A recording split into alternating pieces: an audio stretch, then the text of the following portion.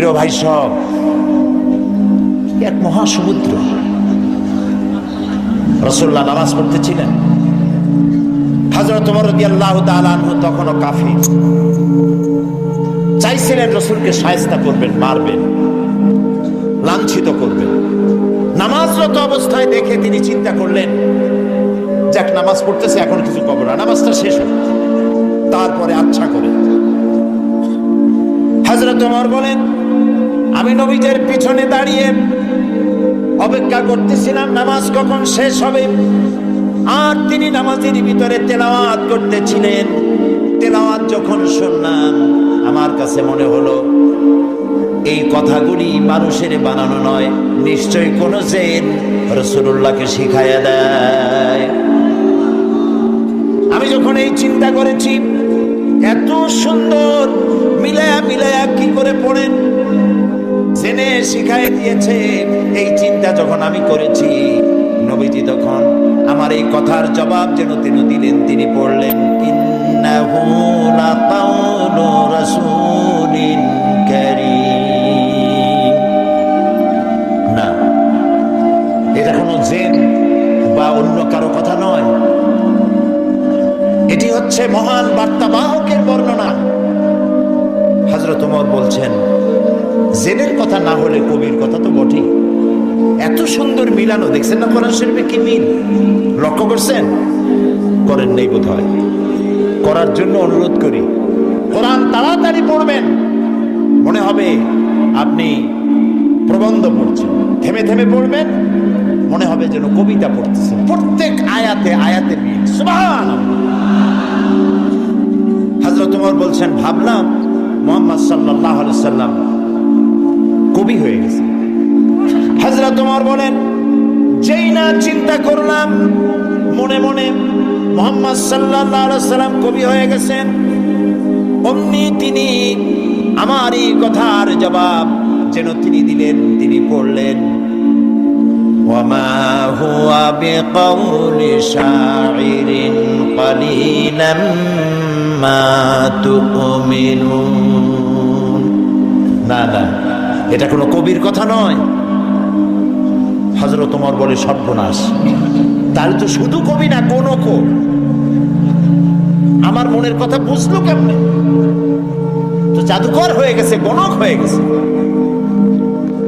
হযরত ওমর বলেন, যখন আমি মনে মনে চিন্তা করলাম গণক হয়ে গেছেন, অমনি নবীজি আমার সে কথারও জবাব দিয়ে দিলেন। তিনি বললেন, ওয়ালা বিকাউলি কাহিনিন কালিলাম মা তাযাক্কারুন। না না, এটা কোনো গণকের কথা নয়, তোমরা খুব কমই উপদেশ গ্রহণ করে থাকো। হযরত ওমর বলেন, আমার মনে হচ্ছিল আমার পায়ের তলা থেকে মাটি সরে যাচ্ছে। কি আশ্চর্য কথা! যা বলি মনে মনে তারই জবাব আসে। নামাজের মধ্যে কি করে বোঝেন তিনি? হযরত ওমর বলেন, প্রত্যেকটি কথার জবাব, মনের প্রশ্নের জবাবগুলি যখন আসতেছিল, তখন আমার চোখের সামনে বিরাট একটা জিজ্ঞাসাবোধক চিহ্ন ঘুরতেছিল। এটা জেনের কথা নয়, কবির কথা নয়, গণকের কথা নয়, তবে এটা কি? যেই না চিন্তা করেছি তবে এটা কি, অমনি নবীজি তেলাওয়াত করলেন, তানজিলুম মির রাব্বিল আলামিন। আল্লাহ রাব্বুল আলামিনের নাযিলকৃত কিতাব। হযরত ওমর বলছেন, আমার মনে হচ্ছিল ঈমান ইসলাম তার শিকড় সত্য আমার কলিজার মধ্যে ঘিরে বসেছে। কিন্তু তখনও সময় আসে নাই হযরত ওমরের ঈমান কবুল করার। প্রিয় ভাই সব, রাসূলকে আল্লাহ রাব্বুল আলামিন পৃথিবীতে পাঠালেন এই জন্য নয় তিনি আমাদেরকে মেসাক করা শুধু শিখাবেন, তিনি আমাদেরকে শুধু দাড়ি আর টুপির কথা বলবেন। একটি সমাজ বিপ্লব, একটি রাষ্ট্র বিপ্লব করার জন্য পাঠিয়েছেন। চুরি, ডাকাতি, জেনা, ব্যভিচার, হত্যা, ধর্ষণে ভরপুর সমাজ, এখানে এসেছেন তিনি। এই জাতির উপায় এ মানুষ বাঁচবে কি করে, এর লক্ষ্য কি, উদ্দেশ্য কি, যাবে কই? আহারে, গরিবদের বাঁচার কোনো অধিকার নাই। গরিবরা শোষিত, নির্যাতিত, নিপীড়িত, নিগৃহীত। বড় লোকদের সব জোর জার মুলুকটা। আর নারী, নারীর জীবনের তো কোনো দামই নাই। নারী হয়ে জন্মগ্রহণ করাই আজন্ম পাপ। মেয়ে হয়ে জন্মগ্রহণ করেছে, আষাঢ় মেরে মেরে ফেলতেছে। রাসূল এই জিনিসগুলি দেখলেন, নিজের চোখে অবলোকন করলেন। একটা ব্যতিক্রমী স্বভাব দিয়ে তিনি তৈরি হচ্ছেন। লোকেরা লক্ষ্য করলো, এক পর্যায়ে মক্কার লোকেরা রাসূলের নাম ভুলে গেল। নাম ছিল কি? নাম কি? মুহাম্মদ। বলেন নাম কি? সবাই বলেন সাল্লাল্লাহু আলাইহি ওয়াসাল্লাম। মনে থাকে যেন, রাসূলের নাম যখন শুনবেন, যখন পড়বেন, কি বলবেন? ভুলে যাবেন না। লোকেরা নাম ভুলে যেতে বসলো কেন?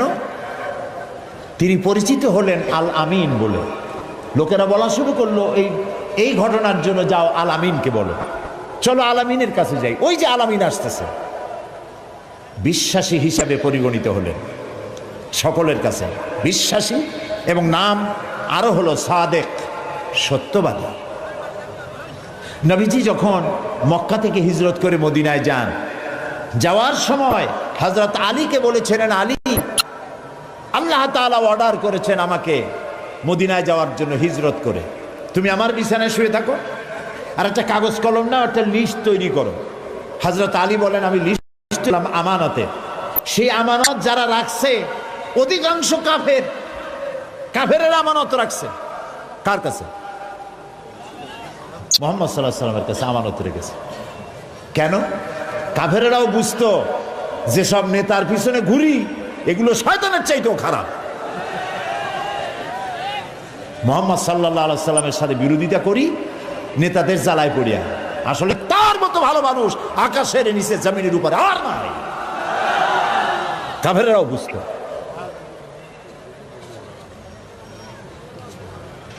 এখনো আমাদের দেশে যত নেতা টেতা আছে, অনুসারীরা বোঝে খাঁটি শয়তান। নামাজ নাই না, দেখেন না, নামাজ নাই, রোজা নাই, আল্লাহ পরকালের চিন্তা নাই, মিথ্যা কথা বলে অনবরত। মানুষে যেমন বমি করে হড় হড় করিয়া মুখ দিয়া মিথ্যাগুলি বমির মতো বাইর হইতে থাকে।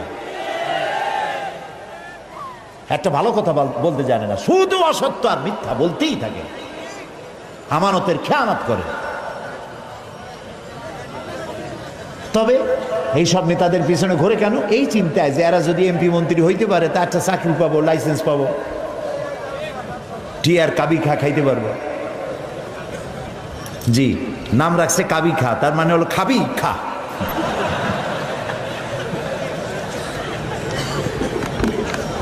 নবী করিম সাল্লাল্লাহু আলাইহি ওয়াসাল্লাম, আপনার আমার জীবন, আমাদের মা বাপের জীবন উৎসর্গ হোক রাসূলের কদম মোবারকের উপরে। সারাটা দুনিয়া ঋণী তার কাছে, তার স্বভাব চরিত্রের কাছে।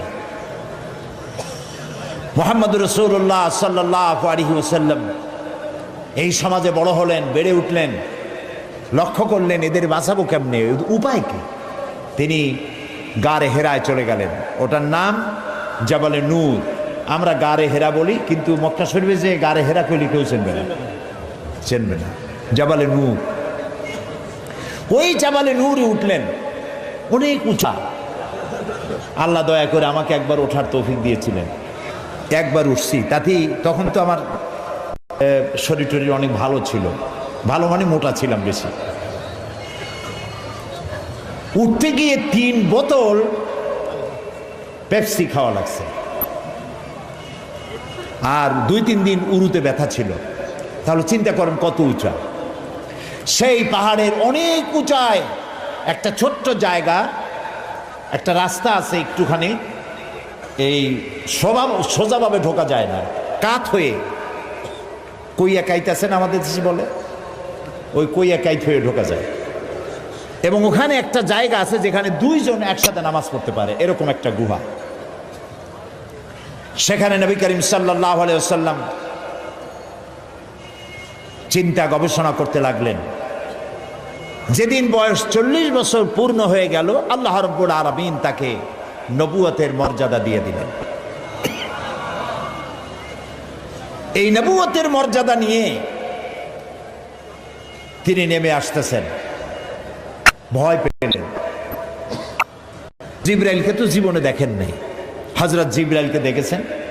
জিবরাইল বলেছেন ইকরা, পড়ো। তিনি বলছেন যে আমি পড়তে জানি না। আবারও বললেন ইকরা, পড়ো। বলছেন জানি না পড়তে। তৃতীয়বার তিনি বুকের সাথে জড়িয়ে ধরলেন, এমন ভাবে জড়িয়ে ধরলেন নবী করিম সাল্লাল্লাহু আলাইহি সাল্লাম ব্যথা পেলেন এবং তিনি পড়তে পারলেন। নেমে এসে স্ত্রী হযরত খাদিজাতুল কুবরা রাদিয়াল্লাহু তাআলা আনহাকে বললেন আমাকে ঢেকে দাও। তাড়াতাড়ি করে চাদর এনে তিনি ঢেকে দিলেন। নবী করিম সাল্লাল্লাহু আলাইহি সাল্লামের চোখের মধ্যে ভীতির ছাপ। হযরতে খাদিজা ভীত সন্ত্রস্ত হলেন, জিজ্ঞেস করলেন আবাল কাসেম আপনার কি হয়েছে? তিনি ঘটনা শোনালেন। হযরত খাদিজা কি বলতেছেন শোনেন।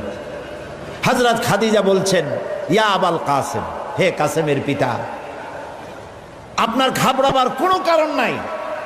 কোন দুষ্ট জিন, কোন দুষ্ট শয়তান আপনাকে অনিষ্ট করতে পারে না, কারণ আপনি সত্যবাদী। আপনাকে কোন দুষ্ট জিন, কোন শয়তান আপনাকে অনিষ্ট করতে পারে না, কারণ আপনি আত্মীয়তার হক আদায় করেন। আপনি এতিমকে, মিসকিনকে খেতে দেন, আপনি বিধবাকে আশ্রয় দেন, আপনার ক্ষতি কেউ করতে পারে না। হযরত খাদিজা দৌড় মারলেন এবং নিজের চাচাতো ভাই হযরত ওয়ারাকা বিন নওফল, তিনি ছিলেন তাওরাতের জবরদস্ত আলেম, নবীজির মুখে খবর শুনলেন। সবটা শুনে নবীজির মস্তক মোবারকের উপরে চুমো খেয়ে বললেন কুদ্দুসুন কুদ্দুসুন, অতি পবিত্র, মহাপবিত্র ইয়া মুহাম্মদ সাল্লাল্লাহু আলাইহি ওয়াসাল্লাম। আপনার কাছে যিনি এসেছিলেন তিনি কোনো জিন নয়, তিনি মহাপবিত্র আত্মা, তিনি ফেরেশতা। যে ফেরেশতা এসেছেন ইব্রাহিম, মূসা, ঈসা, ইয়াকুব, আইয়ুব, সমস্ত নবীদের কাছে যে ফেরেশতা এসে, সেই জিবরাইল এসেছিলেন আপনার কাছে। তাওরাতে আমি যা পড়েছি তার সাথে মিল হয়ে যাচ্ছে। আপনি আখিরি জামানার পয়গম্বর। তবে আমার জন্য আফসোস, আমি বৃদ্ধ। এই জাতি আপনাকে খুব কষ্ট দেবে, নির্যাতন করবে। সেদিন পর্যন্ত যদি আল্লাহ আমারে বাঁচায় রাখেন, আমি আপনাকে সাহায্য করব, আপনার সাথে থাকব। প্রিয় ভাই সব, একটা নারী, একজন স্ত্রী পুরুষের জন্য, স্বামীর জন্য সব থেকে উত্তম সাক্ষী দিতে পারে। এর থেকে ভালো সাক্ষী আর কেউ দিতে পারে না। আল্লাহর নবী যখন তার স্ত্রী হযরত খাদিজা রাদিয়াল্লাহু তাআলা আনহাকে যখন দাওয়াত দিয়েছেন, আল্লাহ রাব্বুল আলামিন যখন দাওয়াতের জন্য বলে দিলেন নিকটবর্তী আত্মীয়দেরকে দাওয়াত দাও, সর্বপ্রথম নবীজি গিয়ে হযরত খাদিজাকে দাওয়াত দিলেন। বললেন আল্লাহ ছাড়া কোনো ইলাহ নাই, মাবুদ নাই, তার উপর ঈমান আনো। আর আমি মুহাম্মদ রাসূলুল্লাহ সাল্লাল্লাহু আলাইহি সাল্লাম, আখিরি জামানার পয়গম্বর, আমার উপর ঈমান আনো। স্ত্রীর জন্য স্বাভাবিক ছিল। স্ত্রী তো কমসে কম স্বামীরে চেনে। কি বলেন আপনারা, চেনে না?